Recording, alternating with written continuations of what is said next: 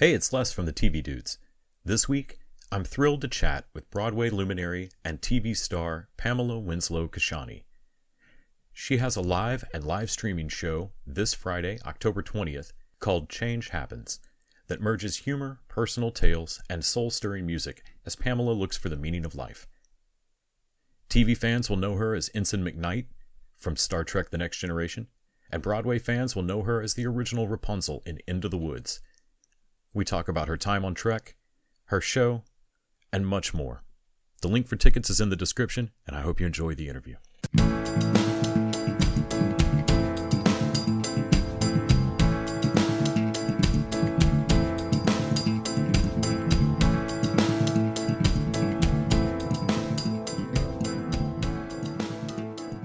Matt? Hi, Pamela. How are you? How are you? I'm doing well. I'm doing well. You've got a one-woman show coming up at the Green Room 42, Friday, October 20th. Can you tell me a little bit about the show? I know it's something that it's autobiographical. It's something that you've done before. Has there been a gestation process or changes? What are folks in for on the 20th? Yeah, hopefully they're in for a ride that they'll appreciate and relate to. I ask the big question in life, why are we here?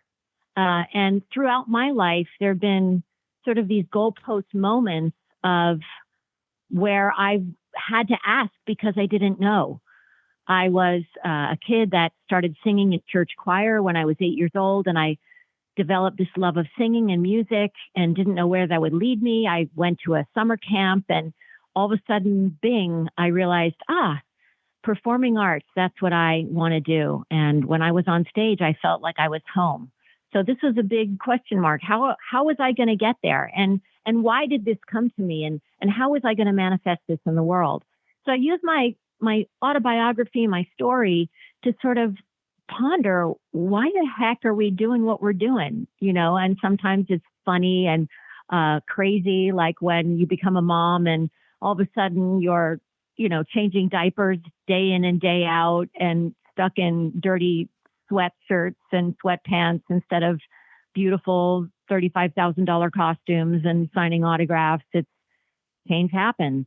So I kind of just explore the changes in my life and relate them to hopefully the greater audience, and they can see that ultimately what we all are just here for each other and here for the connection that we crave in the world, especially now with the way we're so isolated after the pandemic and social media and the way that things are now. When we make true connection, it's so incredibly beautiful and it's so incredibly satisfying. And that's what I do in this show. That sense of real connection and a back and forth, almost collaborative rapport with the audience, I think is something really special about live theater, maybe even more so than live musical performance to me. And I feel like, it's 2023, the way most of us get our media. The last few years, even our live performance has been through Zoom or through streaming or through television or movies. There's really something about that stage show. Do you feel like change happens is something that needs to be you talking to an audience? Does that inform the show for you? Oh, absolutely. It is really nothing without the audience. I got to play the show at the Bourbon Room a couple weeks ago in Hollywood, and it just reaffirmed for me that people really do connect with the show because I don't shy away from these big questions. And sometimes it gets, for a lack of a better word, dark or frustrating. There's a part of the show where I talk about my time in Hollywood and how my career was launched super fast. I became Ensign McKnight on Star Trek The Next Generation, and I got tons of jobs all at once. And I was sort of the hot new person in the pool of actors in Hollywood, and it shifted. And for me to go back in time and look at that time of how I was so hell-bent on becoming famous and what that did to me, and really how I lost track of what my true passion was. Was my passion to be a movie star? It wasn't. My passion truly was to be a musical theater performer. And I didn't know that until I went through that part of my life. But that, again, is something I think other people will relate to as well, because I think we're always chasing brass rings and looking at other people, especially when you look on Instagram and everybody's so beautiful and airbrushed and all of that. You think, well, what am I doing? How do I compare to that? And I think that there's a possibility to lose sight of what you truly love and what you truly are passionate about. And I talk about that, and I talk about how my family grounds me. I have a son who is now turning 21, which I can't even believe that he's turning 21 in a couple of weeks. But through his life and through raising him, I've also found a lot of change happening, a lot of good change, a lot of realization that no matter what we're doing, we do it with love, whether we're changing a diaper or we're washing a dish or we're starring in a one-person show and giving a gift of our music to people. Yeah, I'm always fascinated by that idea of how rarely a lot of us look at what success really means in what we're trying to do, especially when it's kind of a dreamer career like actor or musician or something. It's one thing at my office job to know, well, I want to make X amount next year, or I'd like this raise, or this, I'd like to become assistant manager to this or whatever. When it comes to Hollywood, well, I'd like to be a movie star, or I'd like to be an actor. But what does success really mean? So that you can keep sight of your real goals. I know when I was watching Star Trek growing up, to me, I didn't know Patrick Stewart's stage theater background at the time, and was like, well, he's finally made it. Good for him. And now as an adult, I know that he had actor friends that were like, why would you do this? Why would you leave Royal Shakespeare for this? Totally. And he wasn't the only one. I mean, Brent Spiner, who was Data, he did Sunday in the Park with George, and then he went off to Hollywood and he did Star Trek. So I was sort of among a lot of classical theater people and musical theater people when I was on the bridge there, and it was really cool. It was really welcoming and fun. At that stage in your own career, did maybe not advice you took right at that moment, but did you pick up things from that kind of variety of backgrounds? I don't know that people outside of the Trek nerd community sometimes realize the acting resume, the CV going on that bridge. Do you feel like that you kind of learned how to deal with that shift when things changed in a few years? How mercurial that career can be?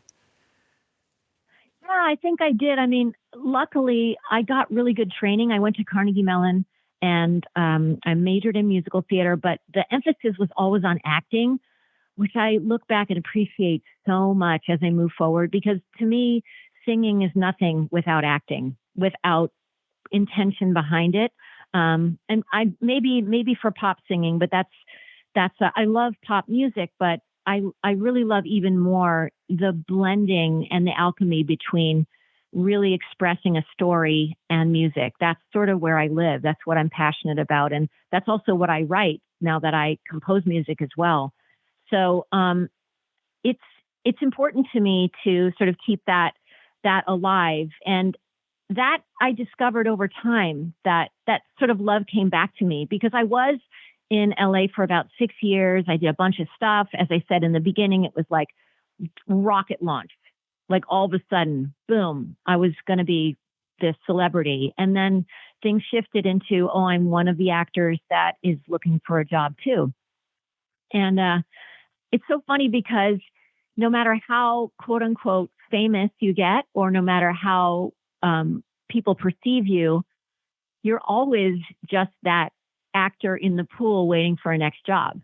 So it's a very humbling career to choose, because even though you have these great highs, which I do celebrate in the show, which are exciting and fun, the reality is we're just people doing stuff, just like all the other people doing stuff all over the country, all over the world. And Does it have more value? Maybe. But I really think that the value, as I said, is really our day-to-day connection that we make with people around us. Can you talk a little bit about apples and oranges and the theater accelerator? I think that's really interesting. This idea of kind of Yeah. applying, I don't hate to say modern business techniques, but when uh, move fast, break things kind of attitude towards theater projects. Can you talk a little bit about that? Of course. Yeah. Apples and Oranges started around 2007, 2008, when my husband Tim and I realized, oh my gosh, we really like working together. We had never done it before until he went to graduate school to get his master's in film direction, and he looked around and he needed an actor. And then all of a sudden we were making films and we thought, oh wow, this is fun. Let's do more of this. So Apples and Oranges was born, and we wanted to have a nonprofit side because we always really thought about we need to give back as we move forward. As we move forward, we want to amplify other people moving forward. And so about 8 years ago, we had the idea to create a theater accelerator that would give tools to creatives, primarily writers of musical theater, but not exclusively, but giving them the tools to become entrepreneurial with their careers in ways that we had never really talked about or no one was teaching. So we looked to Silicon Valley. We looked at sort of the Y Combinator structure and the way that startups work. And we taught this 2-week course about taking the reins on your own and being able to not only self-produce, but be able to speak the language so that when you get in front of producers and you get in front of people that are going to bring your show forward, that you have that set in your toolkit, that you understand the greater picture. So we dissect Broadway and the way Broadway becomes profitable and all the ins and outs of sort of the behind the scenes stuff that most creatives really don't know or just they're not privy to that information. So we started doing it, as I said, 8 years ago. And now looking back, there have been over 200 people that have come through our theater accelerator. And it's a community that I truly cherish. And I'm so proud of bringing all of these folks together, because not only do we teach and have a platform for them, we bring in a ton of mentors every time from the industry and beyond. And we do a think tank at the end of every session where they have the opportunity to pitch to Friendly Shark to give them a bit of their virtual dollar. It's all done in fun. But what it does is it really ramps up and gives them sort of a real world pressure to create really great assets for their shows and to really sort of have a greater picture of where their show could fit in the pantheon of musical theater moving forward. And as we all know, it's shifted so much since the pandemic. And we're all still trying to figure out what's next or where are we going and how is musical theater going to reinvent itself or grow in the ways that it needs to. And we want to be there on the forefront, helping people find their path. I've been amazed during pandemic how many plays at least tried to make some kind of jump to at least a streaming audience so that some folks at home could see it. And a few things have continued that on. We got a beautifully shot version of Hamilton. I'm thrilled about. Yeah. But in terms of it always felt like a thank you for conceding to the fact that I can't leave my house right now, and not a necessarily improvement on my theater experience. It wasn't like it brought new, oh, thank God we can finally do this over Zoom. But when it comes to something like, is it Winter Lights that you're doing in VR? Yes. When it comes to stuff like that, can you talk a little bit about things that you've seen that do feel like an improvement on that rapport, on that interactivity? Oh, absolutely. And let me just say, there's nothing that replaces live theater. Live theater is such a different animal than watching something on a screen. Not to say that watching something on the screen can't be cathartic and wonderful and entertaining and fabulous, but it's never going to have that visceral connection of sitting in the seat with other people there watching. And that's something that we teach in Theater Accelerator. We're not trying to replace live theater. And I think live theater's place in the world is going to shift because it's going to become more rare in a way now that we're so much ramping up. I don't know about you, but we ramped up our stereo system and our TV. So when we watch a movie at home now, yeah, we want to maybe go out on the IMAX to see Oppenheimer or what have you. But for the most part, we got a nice setup. We had 3-5 years to figure that out. And I think a lot of people are used to watching things at home. And we know by the numbers that people are not going to theater as much as they did before the pandemic. Hopefully that's going to bounce back ultimately, but people's habits have changed. But yeah, streaming has its place. It's wonderful if you can't get to the theater. And for instance, Green Room 42 streams their shows. And I was able to take a look at, just recently, I looked at Eva Noblezada's show at Green Room 42 from last year. And my goodness, I mean, it's gorgeous and I couldn't stop watching it. So there's a place for all of it, I think. But for virtual reality, this is sort of the new frontier. And for us, we got sort of stumbled into it by talking about it in Theater Accelerator. And then one of our Theater Accelerator teams was writing a show in virtual reality and asked us to come aboard as producers and me as a performer. And so I learned the ropes of becoming an actor in virtual reality and realized that this is really viable because have you ever been in a headset? Only briefly, a couple of times at like a larger arcade, and then I've played with I think an Oculus Rift a little bit. Yeah. So on an Oculus Rift, you can go into a world and you can literally create a theater just like that.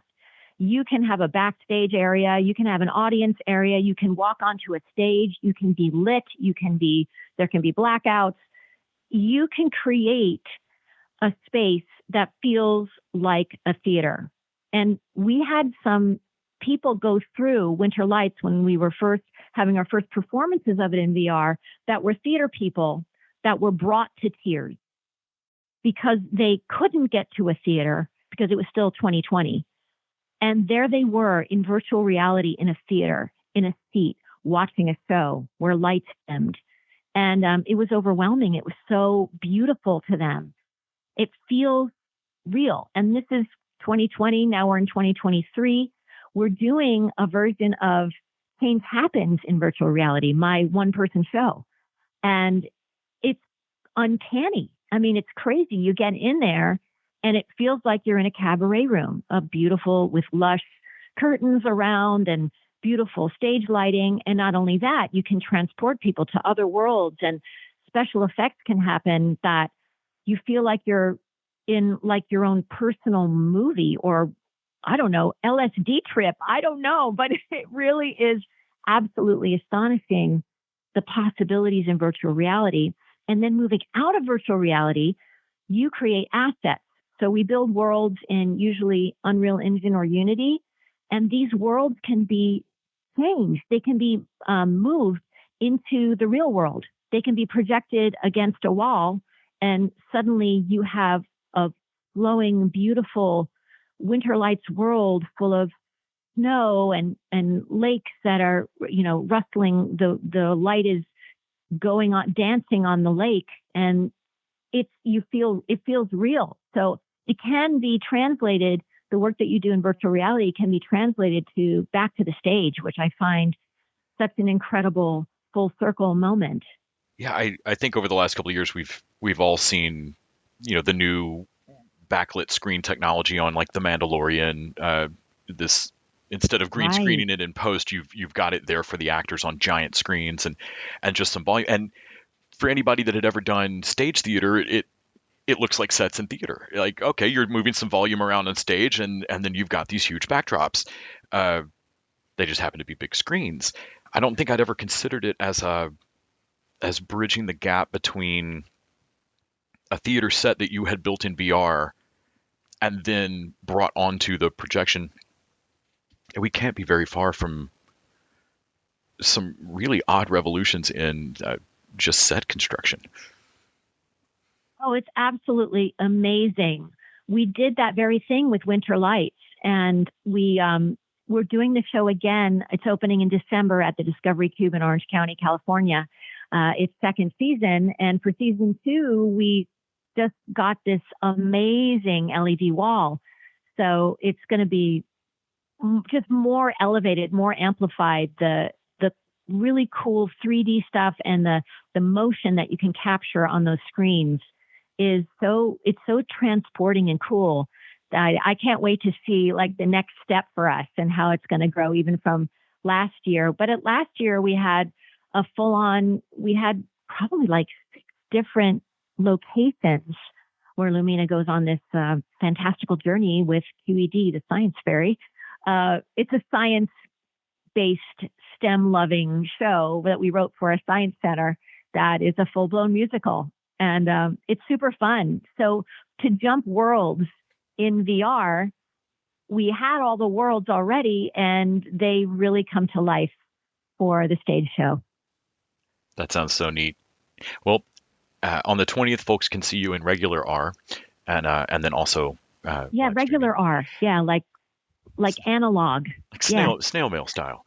And that's on the 20th. I'll have the link in the description here. Thank you so much for talking to me about all this today. It was really great to chat with you. It's such a pleasure. Yeah, thank you so much for having me. Yeah, and best of luck with the show. I can't wait to watch it.